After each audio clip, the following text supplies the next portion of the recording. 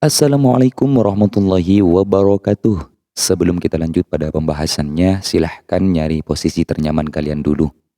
Agar ketika kita masuk ke pembahasannya, kalian bisa menyimaknya dengan baik. Dan jangan lupa simak hingga akhir agar tidak gagal paham. Video ini terinspirasi dari dawuh beliau, Kiai Haji Raden Muhammad Khalil As'ad Samsul Arifin, pengasuh Pondok Pesantren Wali Songo Situbondo. Berikut cuplikan videonya. Kampungan nama apa? Tekan dia tuhnya harta ingat Nabi Sulaiman tak ada masalah. Oh, Nabi Sulaiman ni ka emas berlian na mutiara na membawa na yangkok kira na je senga yangkok bon parau kan je kapi na mek orang parau na. Mek orang kapal lah. Di antara sekian banyaknya nabi dalam agama Islam dan wajib diimani oleh umat Islam, ada satu nabi terkaya menurut sejarah Islam. Begitu melimpahnya kekayaannya hingga beliau dinobatkan sebagai nabi paling kaya dalam sejarah Islam. Nabi tersebut adalah Nabi Sulaiman alaihi salam. Nabi Sulaiman alaihi salam adalah putra dari Nabi Daud alaihi salam.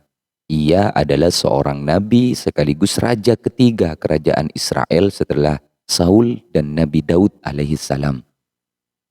Sebanyak 27 kali dalam Al-Quran, Nabi Sulaiman alaihissalam disebut sebagai raja terbesar yang pernah ada.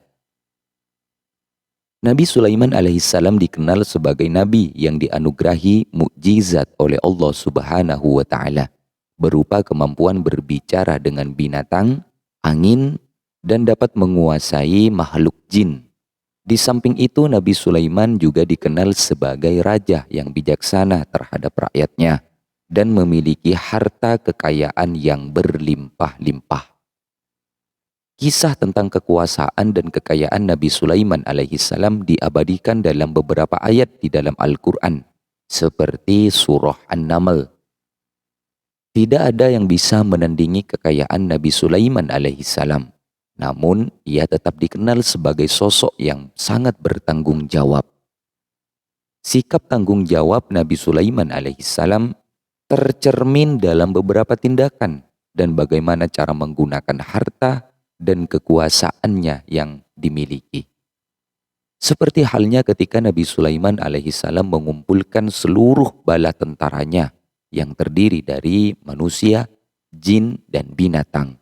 Namun dalam pertemuan tersebut ada satu makhluk yang tidak hadir, yakni burung hudhud. Peristiwa ini sebagaimana termaktub dalam surah An-Naml ayat 21.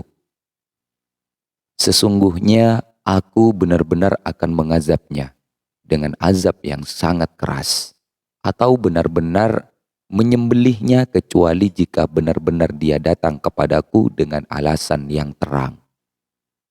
Sikap tegas yang dimiliki Nabi Sulaiman alaihissalam terhadap burung hudhud di atas adalah salah satu cerminan bahwa Nabi Sulaiman sangat bertanggung jawab terhadap apa yang dimilikinya.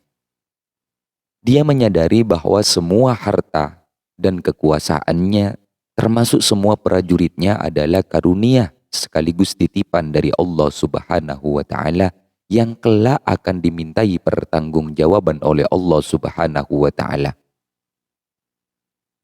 Jika tidak diperhatikan, maka ia telah melalaikan apa yang diberikan Allah Subhanahu wa taala kepadanya.